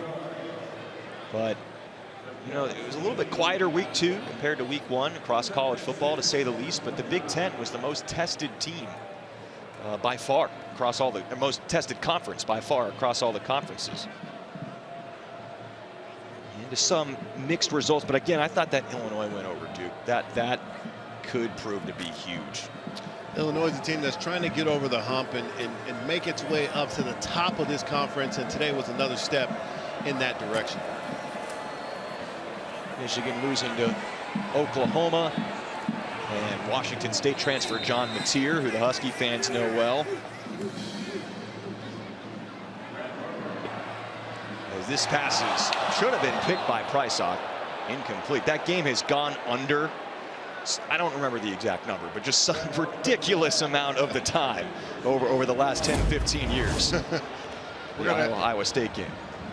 We're going to have to call Harold and Dave Repson. I'm sure they have it lined up, and they'll give the stat later on tonight. Yeah. On the Big Ten Network.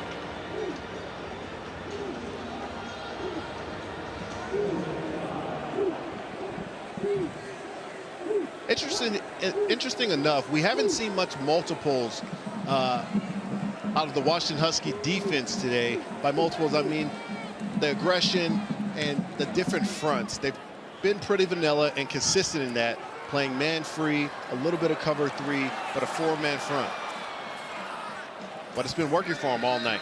Nice punt return right there from Rashawn Clark. We could talk more about that. I think that's by design from Ryan Walters on defense. Williams Jr., 254 yards in the air, 64, and a touchdown on the ground. Damon Williams Jr. has absolutely done everything that a young quarterback can show today. You've seen him be on track and on target in the short throws. You see him be accurate in intermediate and throw the deep ball with extreme accuracy. And you can't say enough about what he can do and how dynamic he is on the field. He is a special quarterback, and I believe his best football is ahead of him. That's going to wrap up the day with time left in the third quarter for Damon Williams. So Kai Horton, the redshirt senior, first-year transfer from Tulane, will get a look for the rest of the game. He's going to go for it on the first play as a Husky. Incomplete. I love the patience and the look. I think that ball just got away from him at the end of it. He had his tight end on a hank route, meaning it was right over the ball, could have delivered it, but you saw it, just wanted to go for a shot there.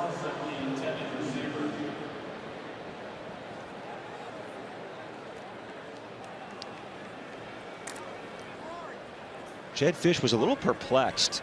We asked about Horton, saying, I don't know what happened. It never allowed him to get to a Power 4 program and become a starter, because even at Tulane, he was mostly a backup there, as Mohammed is on the move and on the plus side of midfield down at the 45-yard line.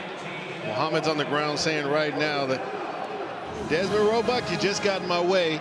Get out of my way.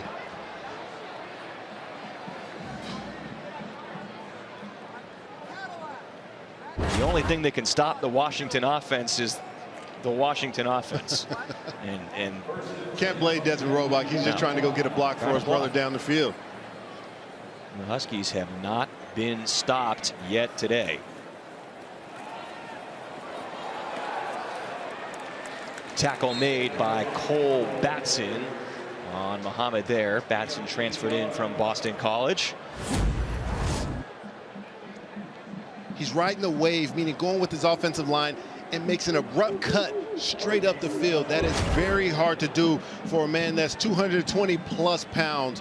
It speaks to the balance and flexibility of Mohammed's ankles and the training that they do here at Washington for these running backs. He's taller than Coleman, brings a similar physicality though, similar look in a lot of ways. Play action. Horton has time in the pocket. And a little overthrow once again. Double coverage in the end zone there.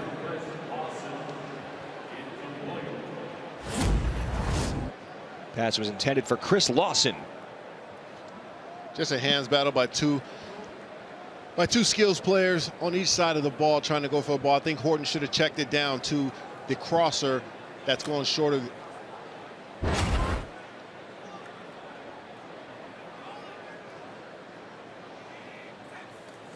First series as a Husky for Kai Horton. Handoff to Muhammad.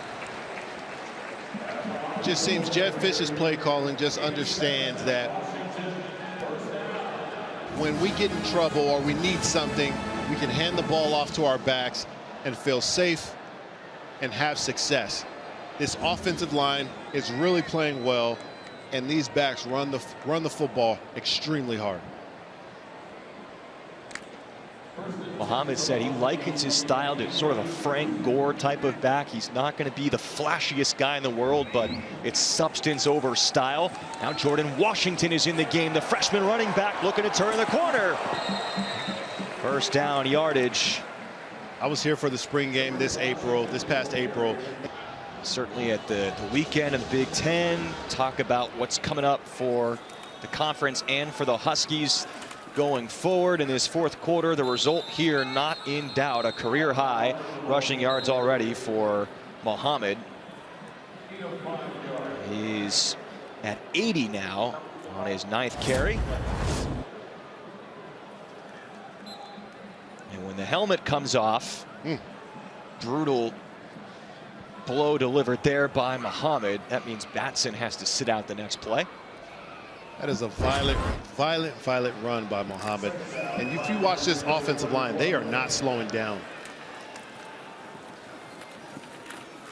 Muhammad, the bell cow here, taking some of the starters out. For instance, Jonah Coleman.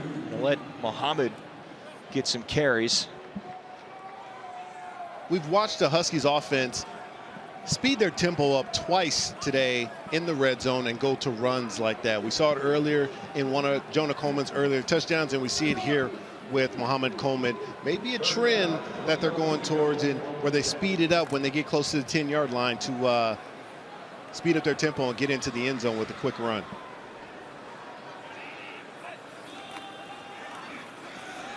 Horton takes it himself. Kai Horton, his first Husky touchdown.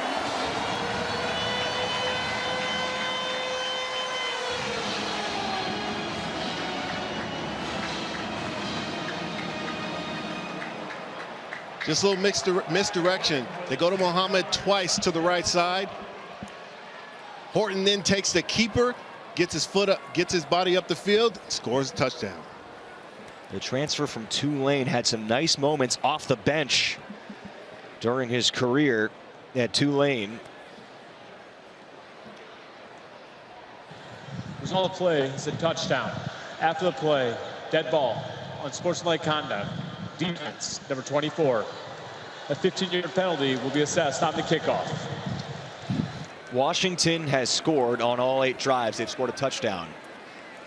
And the punt return touchdown from Denzel Boston, plus 7 rushing touchdowns for the Huskies, 5 of them by Coleman. I have a feeling there will be some large steak dinners given out to this offensive line in the very near future.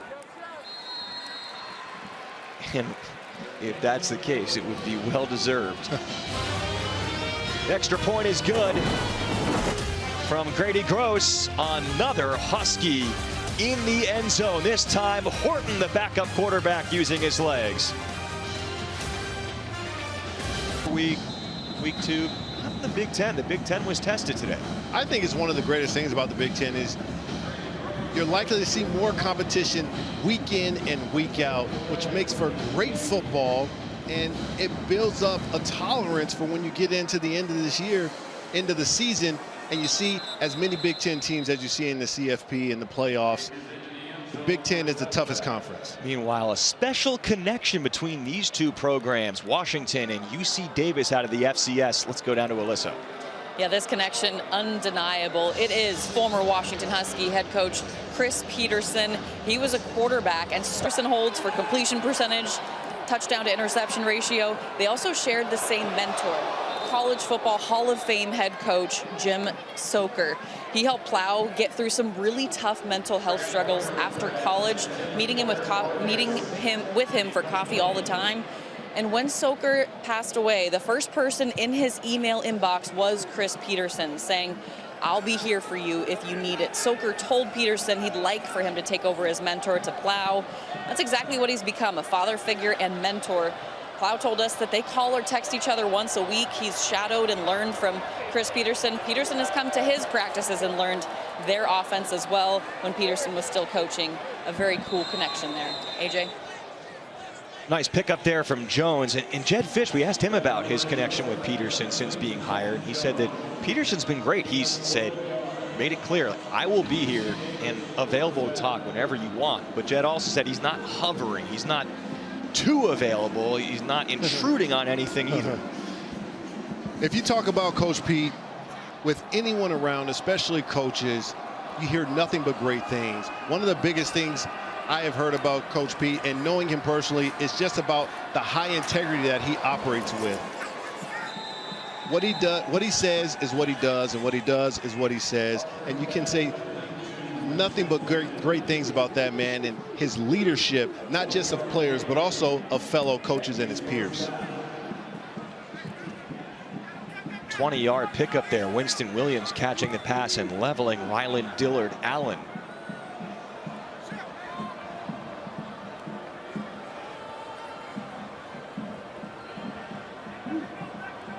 Both teams have put their backup quarterbacks in. Harper with single coverage connecting with Jones for a moment. Oh, he fell down and dropped it. And how about, we're going to tack on as far as the connections between Washington and UC Davis, the Cleland family. Number 63, Royce Cleland. His brother Trey, a freshman quarterback on the team as well. Royce actually played for Washington, transferred over, and of course their dad Cam is the radio color analyst for the Huskies now. Former football and baseball player for Washington, an NFL 7-year veteran. But talking with Tim Plow, their head coach, who was joking that really they got their athleticism from their mom, Mindy, who was a two-sport athlete as well, including a Women's College World Series softball participant for the Huskies. Definitely has to be a special week for the Cleland family coming back up here to Seattle, and their boys playing here at Husky Stadium. Got more on that story from Melissa as well. Well, I had a conversation with Cameron Cleland over the phone, and to the points of mom being the athletic one, he said, no, there's no joke to that. No one should be laughing about that. It's completely true. Completely true. And he said he's not torn so much between these two teams because he is a Husky for life through and through. He's very excited, though, that both of his kids get to play in Husky Stadium and have this experience today. I love that from Cam. He's like, no, I'm still rooting for the Dogs. I don't care. My sons are out there. Great for them. I'm happy for them, but I'm a Husky. That purple blood runs deep and strong, AJ. There's no getting rid of that one. Think there's some competition in that family, though?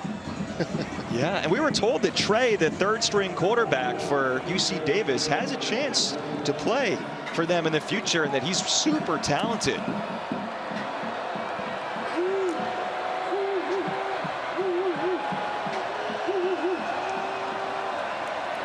Play clock expires.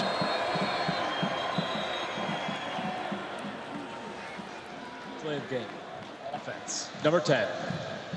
5-yard penalty. Remains 4th down. Going to get some more room to punt this. Please reset the game clock to 11:10.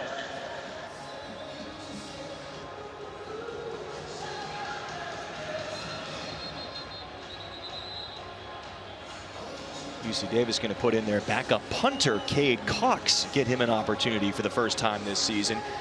UC Davis had an interesting start to the season. They beat Utah Tech, scoring 24 straight points in a massive comeback to avoid an upset last week. The week before, they played a week 0 game, the FCS kickoff in Alabama. They had a 23-3 lead, nearly blew the entire lead. We're up by 6 in the middle of the fourth quarter when lightning struck and the game was suspended, unable to resume, and they threw all the stats out from that game. The game didn't count. You get timeout. UC Davis going to pick up their first loss of the season in this one. It's the fourth quarter, Washington up big. The 8-yard punt return house call. I don't know if you saw that first move. He sticks that foot in the ground and drops Simpson. Leaves his ankles right there on the 15-yard line. Hatchet boy dance.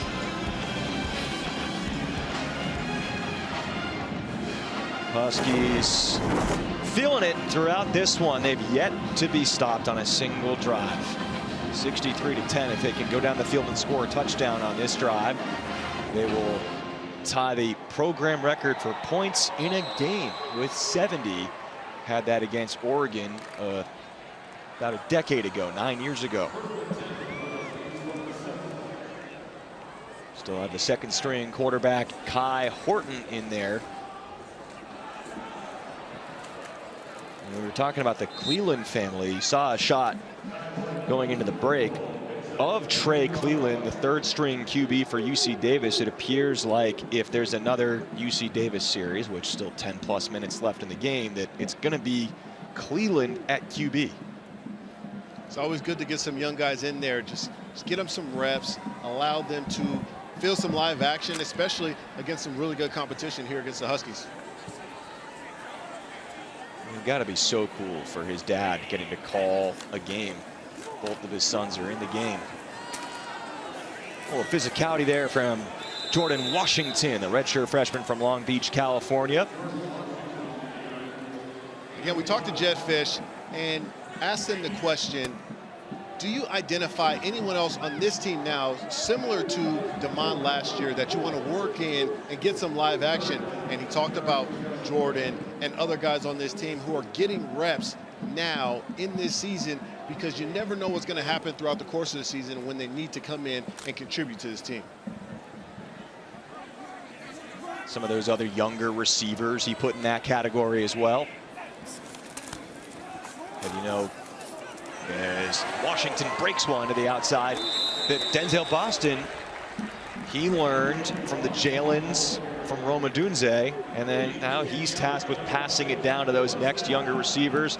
Jonah Coleman passing it down to the younger running backs. He takes that seriously, that he wants his younger players to learn from the veterans and have that cycle, that continuous cycle. That cycle and is one of the dynamics that is leaving college athletics because of the transfer portal and NIL. When you can establish that, that's how you build a culture and a sustainable program. That's what Jedd Fisch is attempting to do here in Seattle. Oh, a total somersault there from Justice Williams. He makes the catch and goes end over end. It's a memorable catch for the redshirt freshman from Westlake Village, California. Doesn't get a lot of playing time. 44.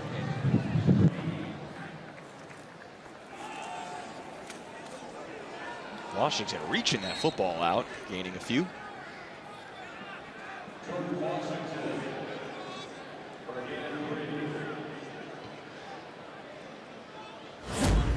Now, one thing, Jonah Coleman, we talked about how he doesn't fumble. This was a near giveaway. Didn't hold on, really just fell back on it. Yeah, no reason to reach the football or put it in harm's way there on a first down situation, up 63-10.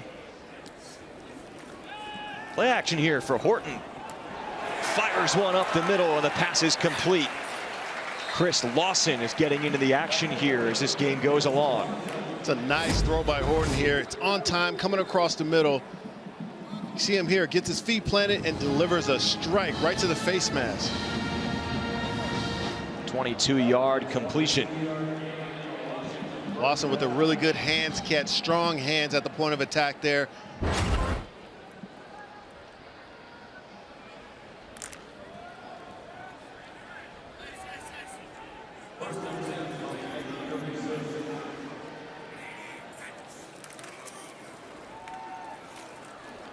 Muhammad chopped down up the middle. Another part, though, that you talked about how that's become more and more precious, that program building, is having players that you can have that connection with and that will remain with the program in that process. And Jonah Coleman's been that guy for Jedd Fisch, switching programs with him, following him from Arizona to Washington. And even last year, Jonah Coleman said he had double-digit offers for transfers, big money, as soon as the season ended. There was no doubt he was staying loyal to his guy. Having your best player stay loyal to you does wonders for your program. And Jonah Coleman's been loyal to Jedd Fisch. That should be a penalty right there. I mean, Horton was in full slide mode and he got hit. Yeah, we got to be careful with that one. Not sure why there wasn't a flag there. And that's... I missed him. Yeah? I like the no call there. Okay. I like the no call there. Saw that live and I thought he is right in on him. Maybe not as much contact on that replay.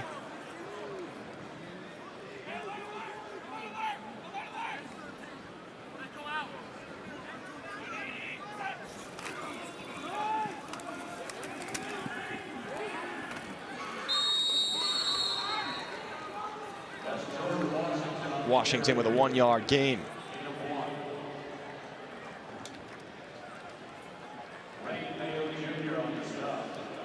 Coleman also could have gone to the pros too. He said part of the reason he wanted to stay behind is work on some of the finer points in his game. Really worked on his route running a lot in the offseason as well. So that we saw that across their skill position. Some of these players like Coleman in Boston, who are already elite, trying to find those extra areas where they can improve their game in the offseason. Really just shows the maturity that those guys are having, and also the relationship that Jedd Fisch has cultivated with him as well. Another completion to Justice Williams, the redshirt freshman. Kai Horton's first drive, he thought it seemed to me that he was trying to do a little bit too much, trying to go for the big play every time he dropped back. Now you see him throw intermediate passes. He's really delivering an on-time ball, a pretty ball, a catchable football, and they're working their way down the field. Jedd was like, if you take a snapshot of a prototypical quarterback, 6'4", 220, rocket arm, he's got it. I do think either way, I mean, Horton, they like him. He's showing what he can do. It's just so pivotal this season. They do have a little bit of inexperience at that position behind Damon Williams. How important is it that they protect Damon going forward this season? Oh, it's extremely important. You know, no matter who you have behind Damon Williams, you don't have Damon Williams, right? Yeah. So when you always just want to protect your quarterback. He's a star player. He's young. He's continuing to learn. But while he's earning, you're winning football games, and it's the best possible situation you can have. So you want to protect him. You want your offensive line to be established to not only protect him, but they're your identity because you want to run the football and you have to run the football. And as well, if they've run the football these first 2 weeks, they take a ton of pressure off Damon Williams, which also protects him from a quarterback perspective. Been a great tune-up for the Apple Cup a couple of weeks from now. Trying to avenge that loss at Lumen Field last year.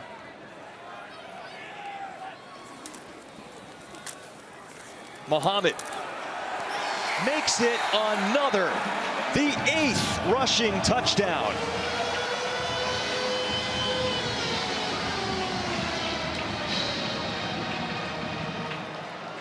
Muhammad adding on to his career high and adding a touchdown to his stat line. This Washington offense is showing up and showing out tonight, and it is truly impressive. Not letting off the gas. Again, we talked about being dominant and finishing teams. They're showing they have that capability here. Punt return touchdown, 1 passing touchdown from Williams, and 8 rushing scores. And with that extra point, which is good again for Grady Gross, Washington has tied its program record in the modern era for points scored in a single game. 70 points. Censored it. Oh, Only pay for what you need. Liberty, liberty, liberty, liberty. Coverage very early, but offensively, this was as close to a perfect game as you can pitch. Washington scoring on 10 for 10 drives in this one and tying the program record for points. Score on 10 for 10 for drives. All you can do is nitpick after that. There are some things that the Huskies are going to have to clean up going into this bye week, and we even talked to Jedd Fisch about that. Yeah, we talked about their approach going into this Apple Cup game on September 20th, 4:30 Pacific time on CBS. Washington State's gone off to a 2-0 start, but it was interesting, Jedd Fisch saying they want to go back to the basics for a few days at least at this stage of the season. Usually, you know, typically when you come into bye weeks, you want to have a self-scout period and reflect on what you did, see what the tendencies are, and create some tendency breakers.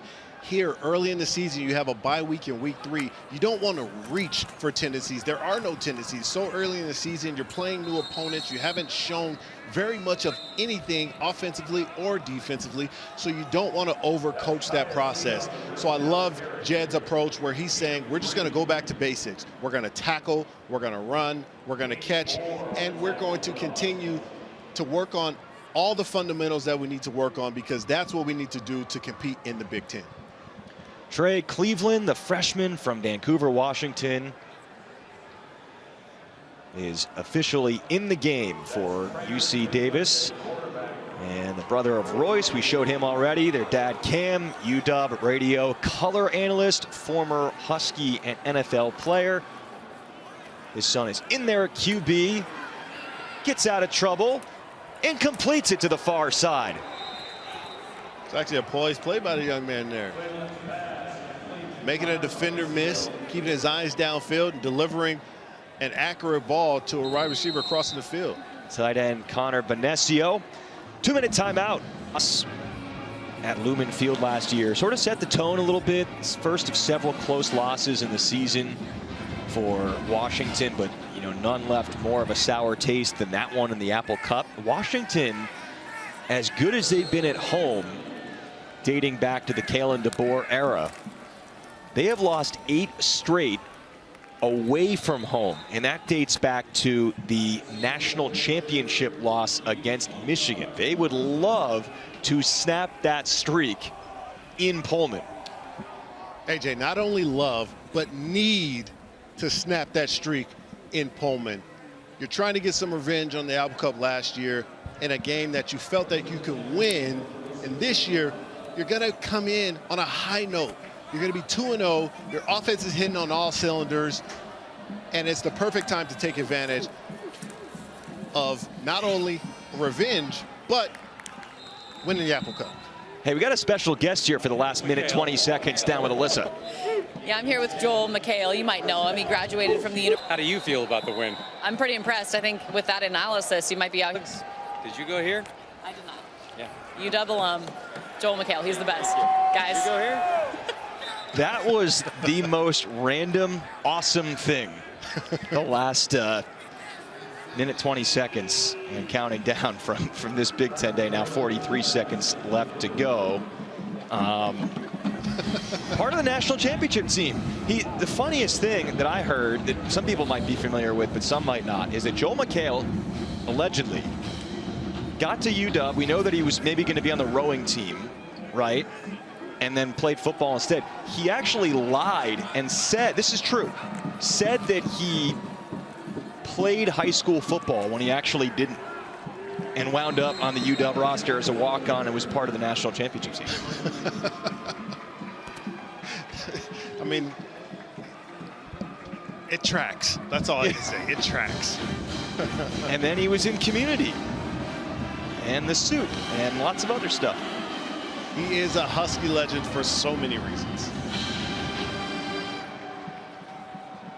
Did a great job actually with the analysis, mentioning that Washington lost to FCS Montana a few years ago. That's what he was referencing there when he said Montana. Pointed out that a little revenge game as far as the FCS is concerned and the Big Sky is concerned.